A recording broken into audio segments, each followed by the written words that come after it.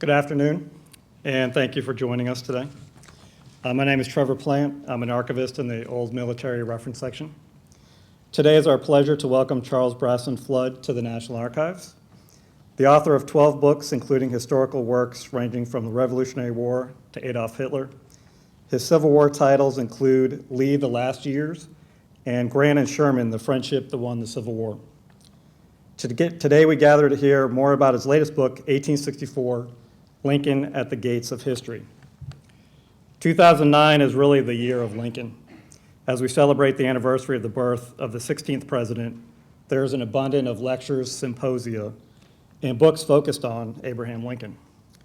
The author we have with us today has chosen to focus on another year of Lincoln, that of 1864. A year Lincoln entered with, and this is a quote from his book, everything bearing down on him, the war itself, the rapidly eroding public support for the war, the passionate political opposition he and his administration inspired, and the struggle to win a second term. So 1864, what happens in 1864? Ulysses S. Grant is brought east to replace Henry Halleck as General-in-Chief of all the Union armies.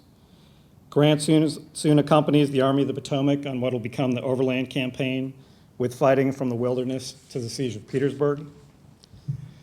In the summer, Confederate General Jubal Early's raid on Washington sends a scare into the Union capital. Lincoln himself will proceed to the front and see things at Fort Stevens, one of the forts surrounding part of the defenses of Washington. Soon we'll follow the Valley Campaign, and the nation will learn more about Phil Sheridan. All the while, Union General William T. Sherman is working his way towards Atlanta, and after capturing that city, will proceed on his famous march to the sea. On the political front, Lincoln is worried that he might not win the presidential election in the fall, as he's facing growing opposition from both the Copperheads and radical Republicans. As I was reading the author's description of Lincoln dealing with Confederate prisoners at Point Lookout in Maryland, one of the passages that struck me was his line, "Here was Lincoln, waging both war and peace." I won't ruin the end by revealing the end of the book, but to talk to us more about that pivotal year of 1864, ladies and gentlemen, Charles Bracelen Flood. Thank you very much. Thank you. Thanks a lot. One last comment. When we go to the questions and answers finishing after Mr. Flood is finished, if you have questions, please, we have microphones at the bottom of the stairs on each side, so please utilize those so everyone can hear your question. Thank you, Trevor. Thank you for the introduction. I thank all of you for being here. I see a few familiar faces, including one from far out of my past who has quite distinguished connections with Washington. And I do want to express my own personal indebtedness to this institution. I have made use of it for decades, starting back in the mid-1970s when I came here and finally found deep in your place in an office that didn't have walls. It sort of had what looked like a green painted chain link fence. And it was presided over by a marvelous man named Charles E. Taylor, who was the guru of military history at this institution at this time. So some 30 or more years, whether it's photographs or specific information, I have been one of the many, many people who is indebted to the National Archives. So without any, and I will say I love the question and answers, and as far as I'm concerned, there are no dumb questions. And in audiences like this, I know there will be questions I can't answer, and I will do you the respectful thing and tell you that I do not know the answer. And with that, I think we'll kick off. 1864 was the key year in Lincoln's life, the year that reveals his unique importance to our history, the year that revealed the meaning of his life. More than 1776, which is, in my view, its only competition, 1864 was the most crucial year in American history. I begin my first chapter at the White House New Year's Day reception on January 1st, 1864. 8,000 people had lined up on the frozen lawns to come in and greet President Abraham Lincoln. He was standing in the East Room with his wife Mary beside him. To give you the essence of an undoubtedly complicated man, here is one simple, accurate eyewitness account of something that occurred. The president had been standing for some time, bowing his acknowledgments to the thronging multitude, when his eyes fell upon a couple who had entered unobserved, a wounded soldier and his plainly dressed mother. He made his way to where they stood. Taking each of them by the hand, with a delicacy and a cordiality that brought tears to many eyes, he assured them of his interest and welcome. Governors, senators, diplomats passed with merely a nod, but that pale young face he might never see again. To him and to others like him did the nation owe its life. The reason that there are so many celebrations of Lincoln's 200th birthday this year is his remarkable combination of idealism, sensitivity, and shrewd practical political ability. This was coupled with his rock-like determination to preserve the Union. But at the time, the physical Lincoln made an enormous impression on everyone who came near him. Before dealing with 1864's great challenges and events, I will introduce you to the Abraham Lincoln his contemporaries knew. He stood 6'4" when the average Union soldier was 5'6". Lincoln was a man of great strength and stooped posture. He walked in an odd way. Lincoln moved the long legs of his lanky body in a full stride, walking quickly, but he put the soles of his feet down so flat with each step that he seemed to be stamping along. The harshest judgment on his appearance came from a fellow Republican, an Ohio newspaper editor who said, quote, "His body seemed to me a huge skeleton in clothes." Those who knew Lincoln often described him as homely, but never as being ugly. At one point during his debates with Senator Stephen Douglas in 1858 that first brought him to national attention, Douglas accused him of being, quote, two-faced. Without missing a beat, Lincoln replied, "If I had two faces, do you think I'd be wearing this one?" As for Lincoln's use of the English language, it combined his unique eloquence with what came naturally to a man who spent his youth and young manhood on the Illinois and Indiana frontiers. Here was the man who could give his nation the Gettysburg Address, but greeted people with "howdy." Lincoln had a high-pitched voice.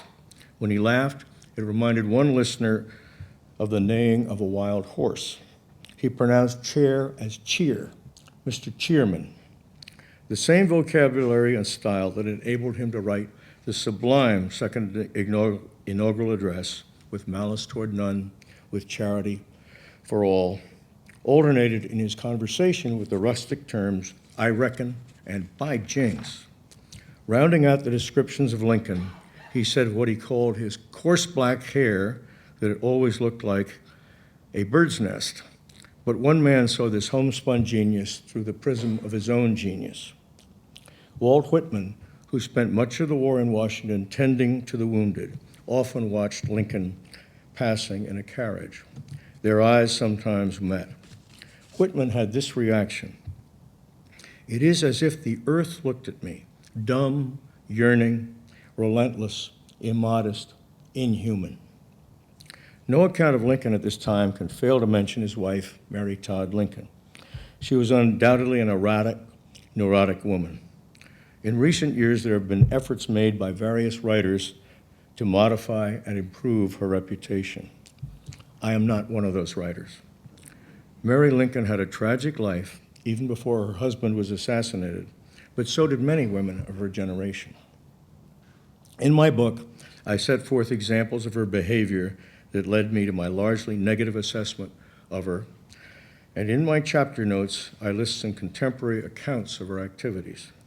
A particularly interesting collection of these is in a little-known work by the eminent Lincoln scholar Michael Burlingame, and it's titled "Honest Abe, Dishonest Mary." In a recent comment about her, Burlingame, who clearly has not changed his mind, said, "Mary Todd Lincoln deserves to be pitied more than censured, but she behaved very badly indeed. Apart from more serious matters, she was a compulsive shopper. If you find yourself in a conversation about Mary with one of her revisionist supporters, you might try saying, for openers, well, not every woman of her era bought 400 pairs of gloves in 3 months. On that New Year's Day of 1864, here is some of what lay ahead for Abraham Lincoln in the 12 months to come. The Civil War had been going on for 33 months, on its way to being what is the bloodiest war in American history to date. In 1863, the Union Army had won great victories at Vicksburg, Gettysburg, and Chattanooga. But as 1864 began, the Confederates still had the strength and leadership that had in 1863 given them Chancellorsville and Chickamauga. Lincoln had not yet promoted Ulysses S. Grant to be his general-in-chief. To this point, every commander of the Union Army had underestimated Southern determination. On this New Year's Day of 1864, virtually every man of Robert E. Lee's still powerful Army of Northern Virginia was volunteering to re-enlist for the duration of the war, to fight on, no matter how long that might take. And on this New Year's Day, right after leaving this reception and walking over to the telegraph office in the nearby War Department, Lincoln read an alarming telegram. The Confederate General Jubal Early was reported to have moved more than 6,000 of his swift-striking forces into an area of Virginia and West Virginia, 60 miles northwest of Washington. And I will underline, as I do in my own talk here, northwest of Washington. Early could begin talks there within 24 hours. Here you have both reality and symbolism. After 3 years of fighting, Lincoln's massive Union Army could not capture the Confederate capital of Richmond, 95 miles to the south, underlined, of Washington, while the Confederate Army could still threaten places northwest of Washington. A word here about differing war aims. No Confederate military or civilian leader had the remotest desire or need to try to march into New York or Boston or Chicago. In a sense, the Confederates had won all that they wished to win early in the war. They had what they wanted, an independent Southern nation that intended to continue its practice of slavery. The Confederates had to do just two things. The first was to keep the territory they had. The second was to keep inflicting such horrendous casualties on the Union Army that the Northern public would in effect say, all right, you go your way and we'll go ours. By 1864, the North was becoming thoroughly sick of the war. The patriotic wife of a United States Navy captain wrote a friend, "We are panting for peace." In November of 1864, there would be a presidential election. It was going to be a referendum on the war. Here's the lineup. As what could be called the large core of the incumbent party, you have Lincoln and the moderate Republicans. They wanted victory, thus preserving the Union, and freedom for the 4 million slaves in the South. To his right were the Republicans known as radicals, with a capital R, who in the event of victory wanted a harsh peace to be imposed on the South. The radicals not only wanted the slaves to be freed, but to be immediately given full civil rights, including the vote. Many of the radicals also wanted the lands of slaveholding Southerners to be confiscated. In addition, they intended to impose varying forms of punishment for Confederate military officers and civilian officials. This would include a ban on their ever again holding office in a public office in a reunited country. Not without serious opposition within the Republican/radical spectrum, including an effort to become the Republican nominee made by his own Secretary of the Treasury, Salmon P. Chase, Lincoln became the candidate of the Republican Party.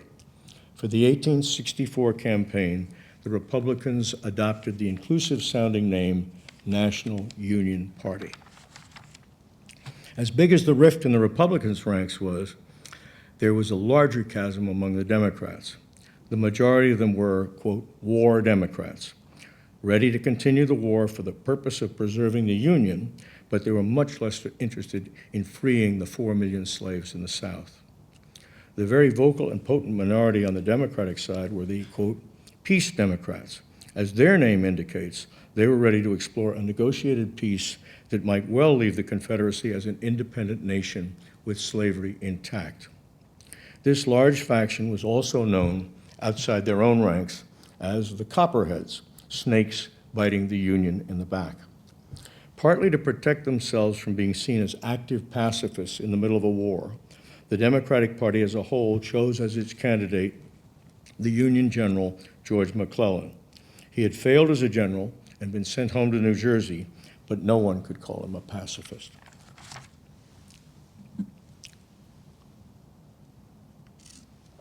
There was yet another exceedingly important factor in play, and I have to say that a number of studies, I think, have not given this quite enough attention. That was the military vote. Effective plans were being made for what was to be by far the largest absentee balloting in our nation's history to that time.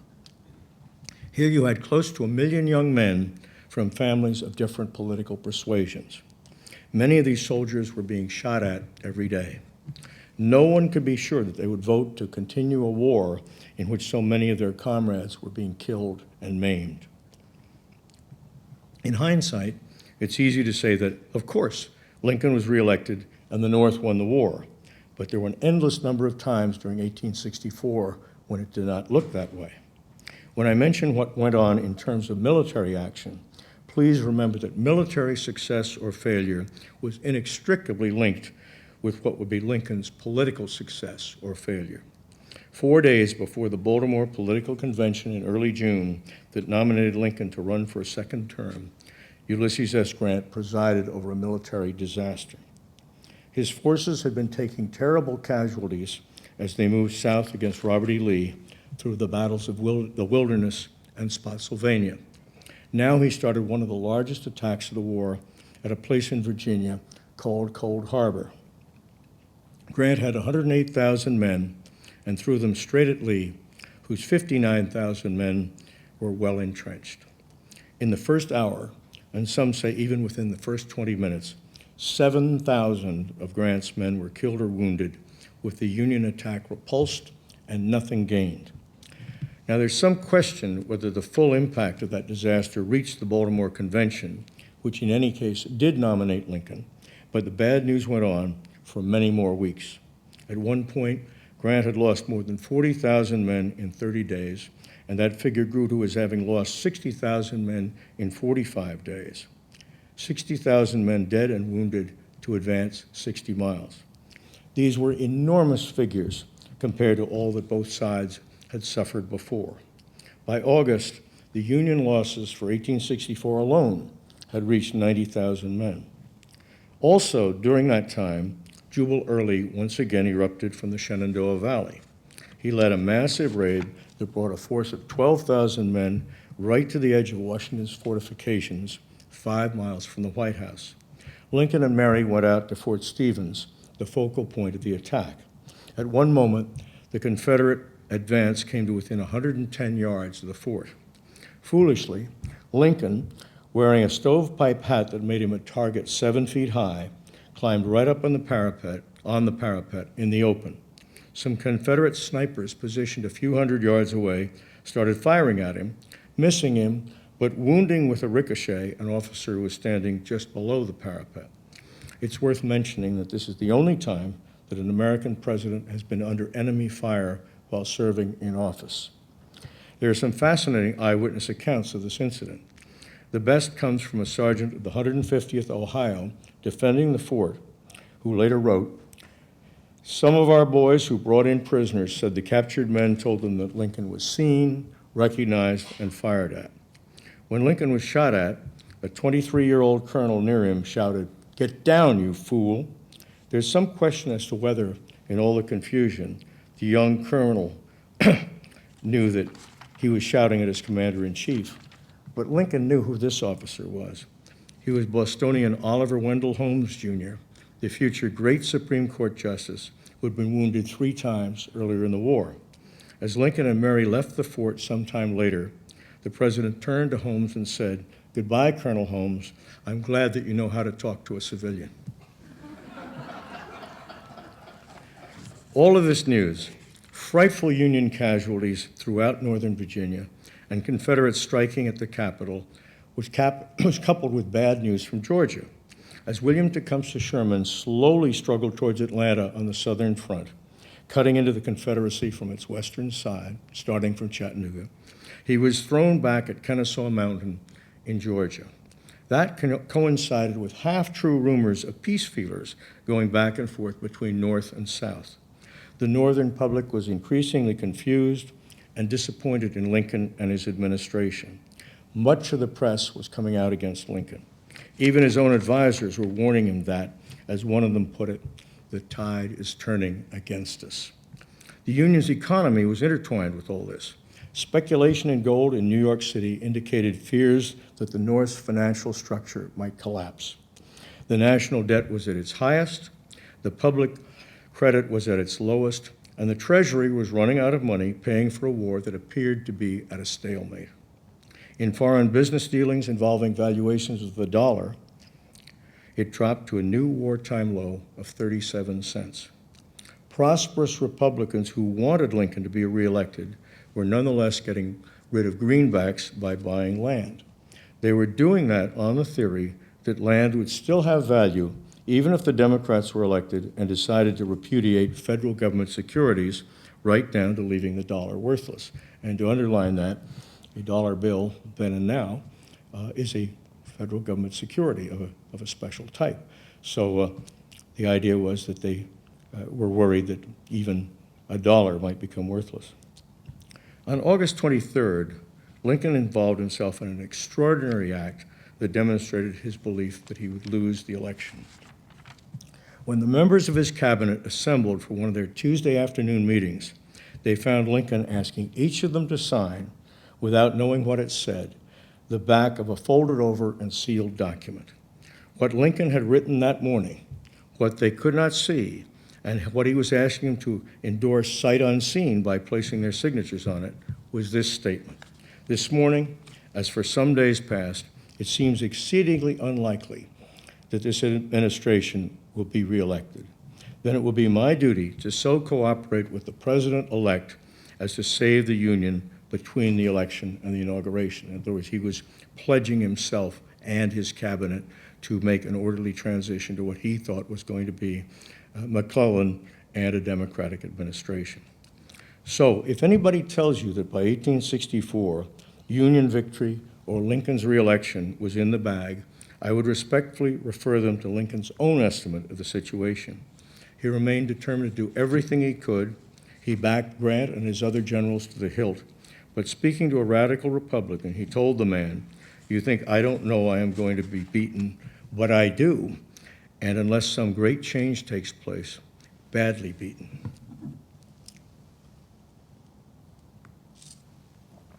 A week after Lincoln said that, Sherman sent a telegram north that read, "Atlanta is ours, and fairly won."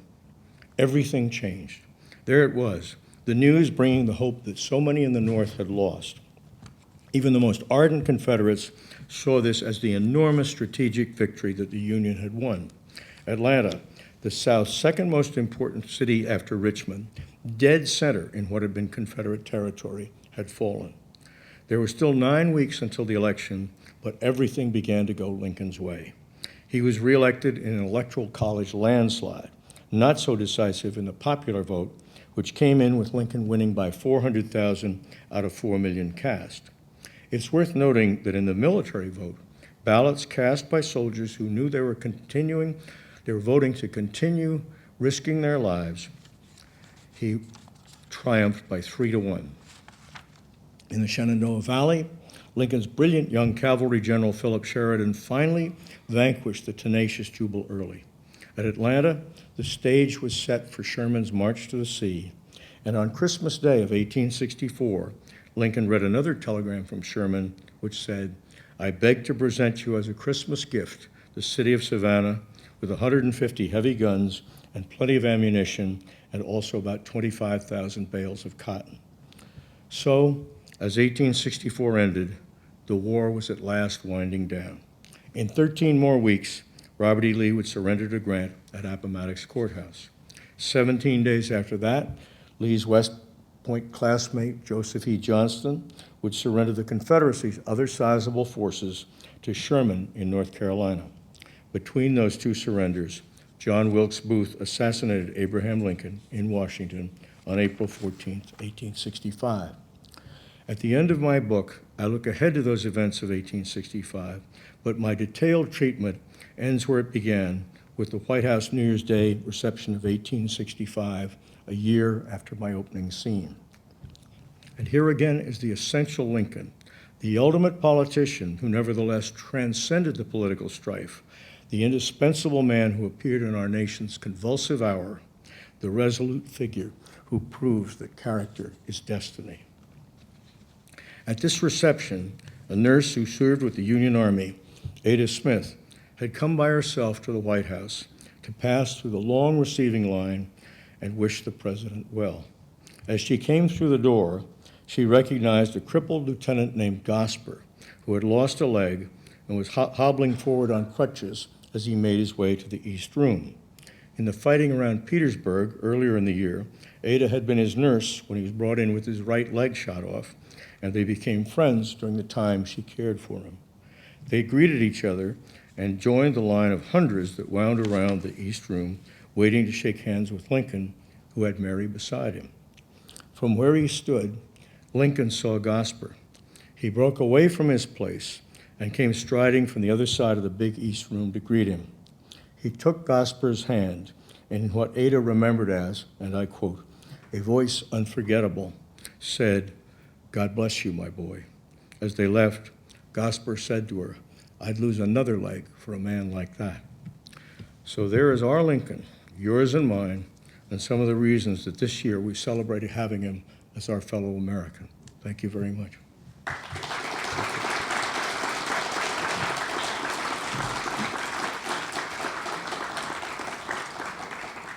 And now, to the questions and answers. And I'm eager, yes, ma'am, right there.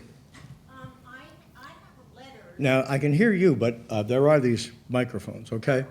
I'm not saying, no, you needn't go now. I'm just saying, maybe we can do it without going to microphones, but please be aware they're there. Go ahead, please. I have letters that were written to my great-grandmother who lived in Howard County, Maryland, from Baltimore, from her sister. And after Lincoln was assassinated, she said they are searching for Mr. Booth house to house.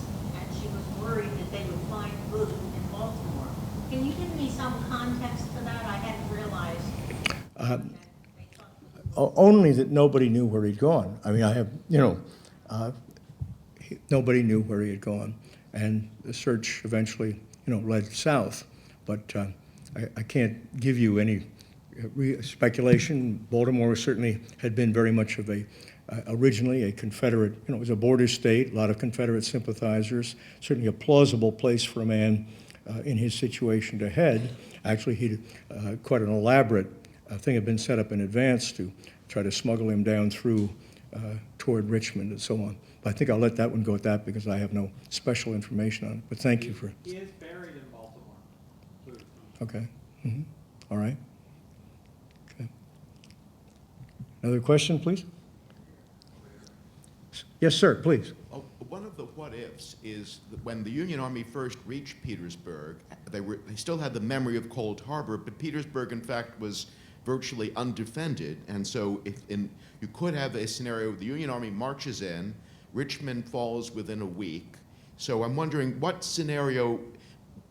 would the 1864 campaign have been like if the war is over weeks before the election is held? Well, that's a very good question, but I'm not prepared to say that the war would have been over even if Richmond had fallen, all right? So, it's fun to play what if, but we really don't know because still the Union Army, I have no reason to think that Richmond falling would have automatically, by the time Richmond finally fell, a year later, a great deal had happened, and the Confederates had been greatly depleted in their forces, their strength, to some degree their willingness, although it was remarkable, to fight on. So I'm not at all sure that the collapse of Petersburg and Richmond would have brought about that quick end to the war. So if I may, I'll just leave that what if with my maybe if, Please, anybody? Somebody? Yes, sir, please. In your research, have you come across and thrown any light about the relationship between Abraham Lincoln and Alexander Stephens when they were congressmen together before the war? I'm aware of it. The next time he saw Stephens was a at the Hampton Roads Conference, the peace conference that took place in early 1865. And Alexander Stephens, the vice president of the Confederacy, was a very small man, but it was a cold day out on these ships in Hampton Roads, and he arrived with many coats and scarves and so forth. And Lincoln good-naturedly said, based on their previous friendship, and it was a cheerful relationship, he said, as Stephens finally appeared as the very little man he was after taking off 3 coats and 4 scarves and so forth, he said, "I've never seen so big a husk produce such a small kernel." And it was a very cheerful, civilized conversation, but it became, I'll just go on with that incident and not back to Congress in 1848.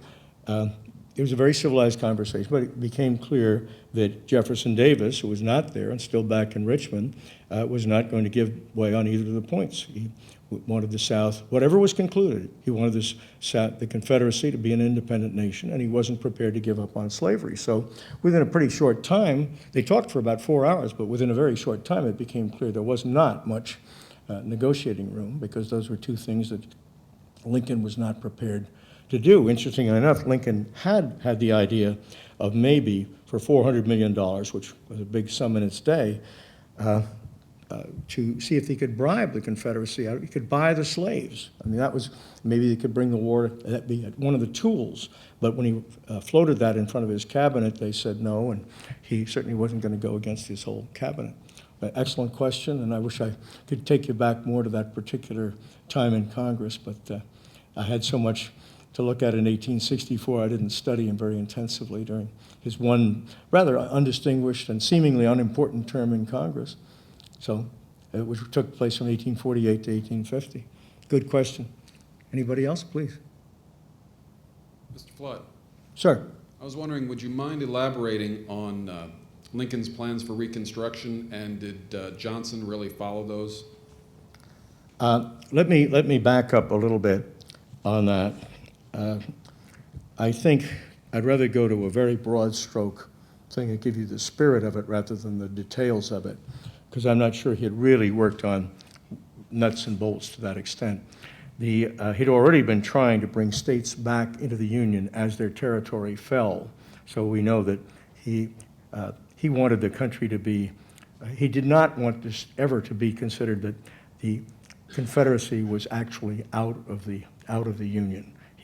He wanted they were just, these states were in rebellion, but he never talked about the Confederacy as a separate nation and so forth. So to that extent, he was trying to bring them back in to what he called their proper practical relations with the Union.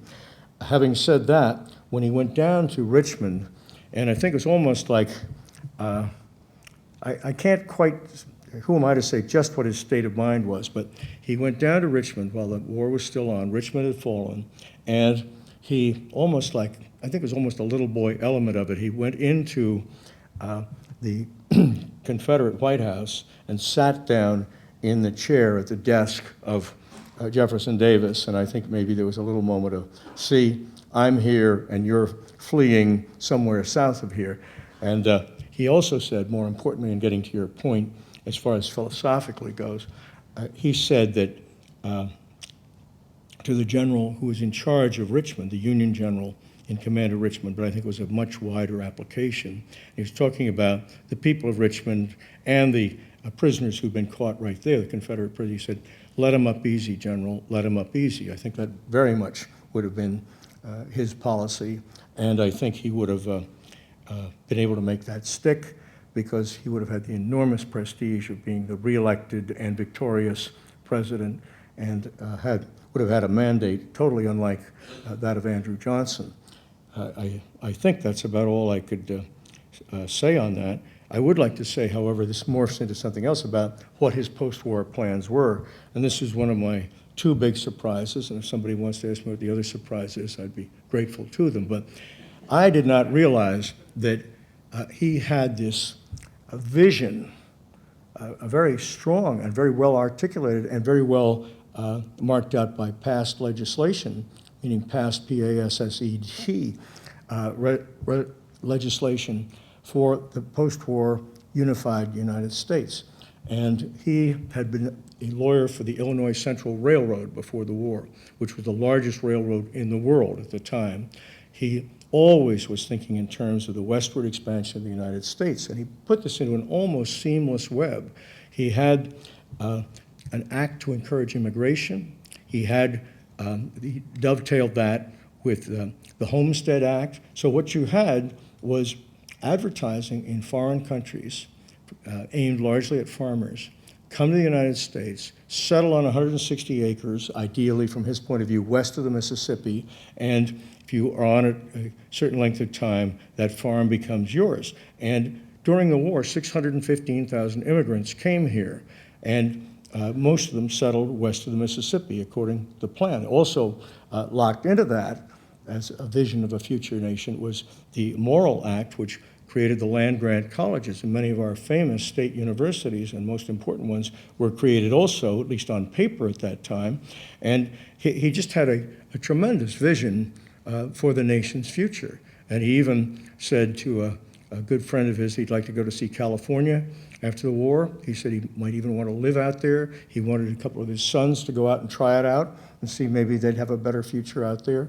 So I've taken your question and run with it, but I'm grateful for the chance to morph one thing into the other.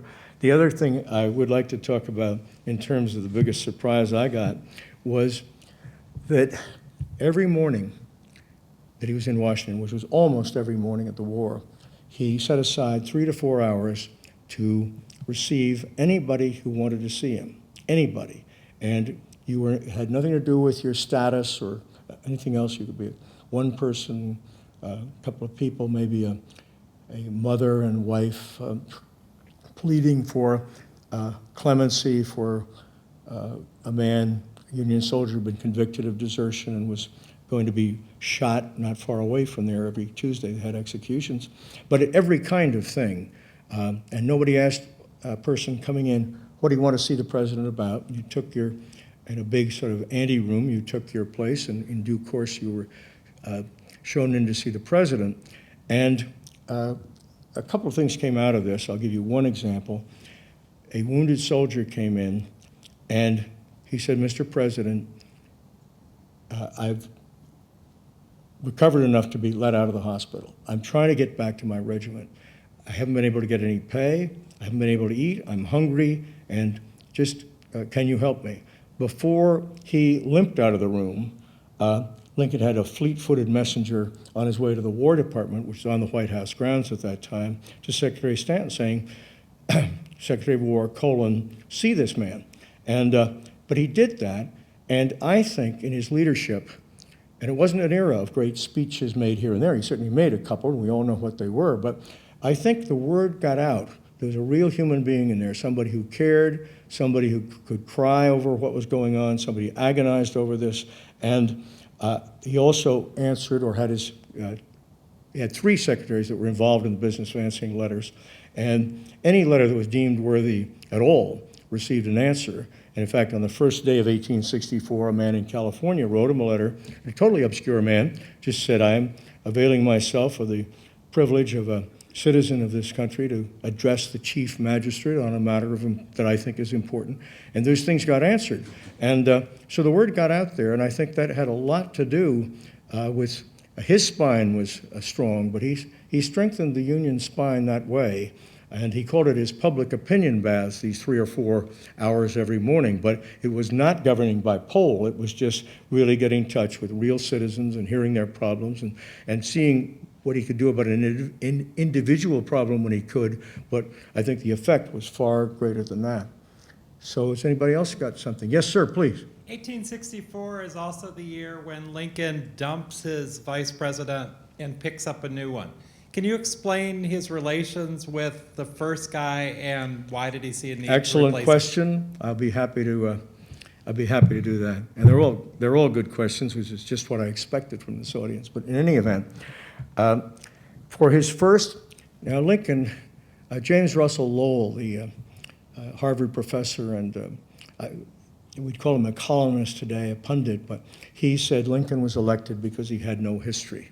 And certainly Lincoln's election came as a big surprise to Salmon P. Chase and William Seward, and men who felt, and on the resume, a term that wasn't used at the time, certainly had more impressive credentials for becoming the president. But in any case, once he figured out that what he needed, he was a Republican from Illinois. He certainly needed somebody from the Northeast. And here was this Democrat up in Maine, who had been a Democrat, named Hannibal Hamlin, very late comer to the Republican Party.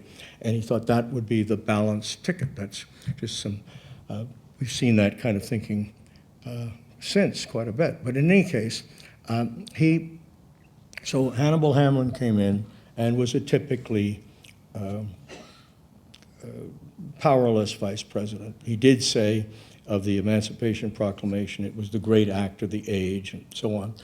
But now we come to 1864, and Lincoln wanted to send some other signals. He wanted to send a signal to the South that, not that all was forgiven, but that there was a way to work together ahead. And here was Andrew Johnson, the one senator, the senator from Tennessee, who had thrown in his lot with the Union.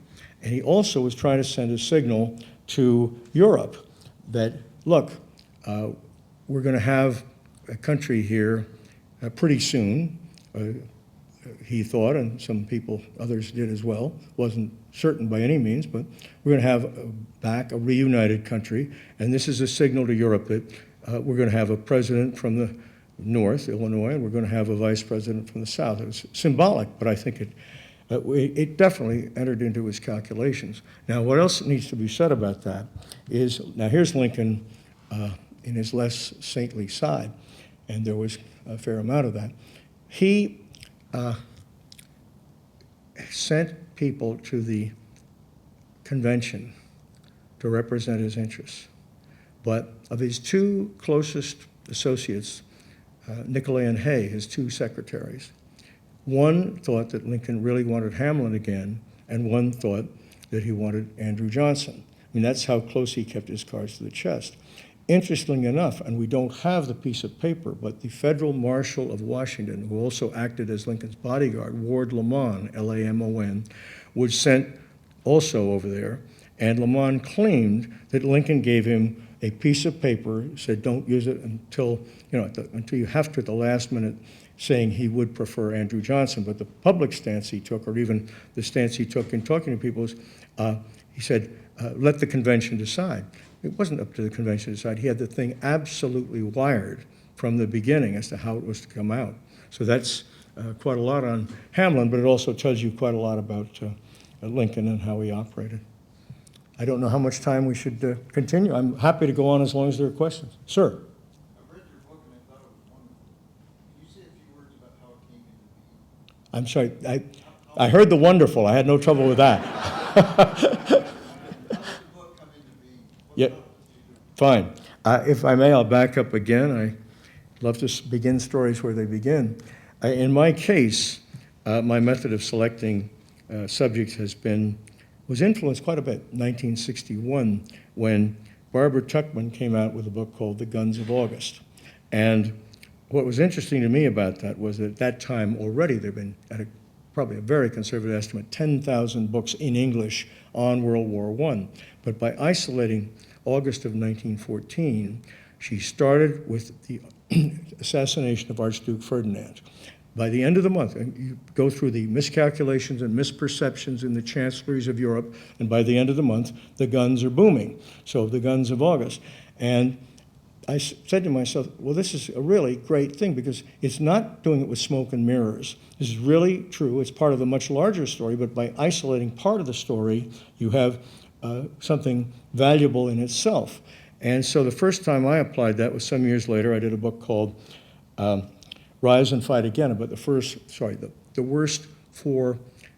four worst American military disasters of the American Revolution, and the thesis being, look at all this, and yet here underneath is the spirit that finally enabled the rebels to prevail. I then used it again with my Lee the Last Years, So much had been written on Lee, but virtually nothing had isolated the last 5 years of his life when he became president, as many of you know, of what was Washington College, renamed Washington Lee after his death. Then I took that in a different area, but I did the early part of Adolf Hitler's political career, again, certainly included in the full-length biographies, but quite different. I mean, how Hitler happened. And then I came down to Grant and Sherman, which interested me because that idea had been sitting there for that time, whatever it was, 135 years, but nobody had picked up on it because it was a friendship. Grant and Sherman, the friendship that won the Civil War, they were friends. Certainly one was the superior to the other, but they were friends, and it was a partnership that I don't think had ever been really properly pulled out of the Civil War and shown for its immense significance, the personal relationship and the results of that. Which brings me to Lincoln. At the end of Grant and Sherman, Lincoln is on the scene. And I kept looking at Lincoln.